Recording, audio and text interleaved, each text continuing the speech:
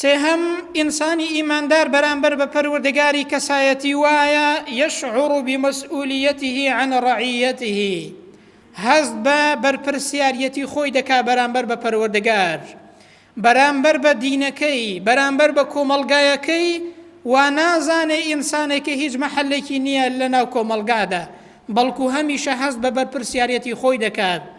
بۆچی؟ چونکە پێغەمبەر دەفەرمێ صلی الله عليه وسلم كلكم راع وكلكم مسؤول عن رعيته، هەمووتان شوانن، هەمووشتان بەرپرسیارەتیتان لە بەردەستدایە، لەوەی کە لە بەردەستاندایە، لە خۆت بەرپرسیاری، لە ماڵ و منداڵت بەرپرسیاری، لە کۆمەڵگاکەت بەرپرسیاری.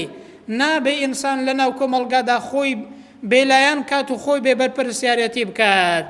ئینسانی ئیماندار بەرامبەر بە خۆی پەروەردگاری خۆی بە بەرپرسیار دەزانێت، لەوەی کە لە بەردەستیدایە ئەگەر شتێکی زۆر کەم و زۆر گچکەش بێت، تەنها ماڵ و منداڵی خۆشی بێت، ئینسانی ئیماندار لە بەرامبەریدا خۆی بە بەرپرسیار دەزانێت.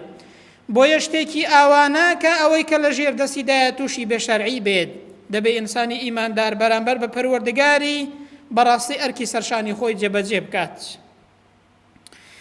چوارەمین کەسایەتی ئینسانی ئیماندار وایە راض بقضاء الله وقدره، ڕازیە بە قەزا و قەدەری خوای پەروەردگاری خۆی، لە خۆشی و ناخۆشیدا ئەوەی کە خوای گەورە بەسەری بێنێت.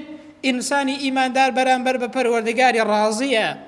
بۆیە پێغەمبەر دەفەرمێ صلی الله عليه وسلم عجبا لأمر المؤمن، بەڕاستی سەرم سوڕماوە، سەر سوڕمان بۆ ئیش و کاری ئینسانی ئیماندار.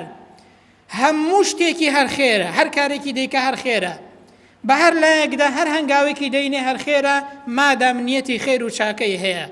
کاتێک کە تووشی چاکە و کە تووشی خۆشی دەبێت، شوکرانە بژێری دەکات، لە بەرامبەر پەروەردگاریدا سوپاسگوزارە، ئەنجا ئەوە بۆی بە خێر و پاداش دەگەڕێت.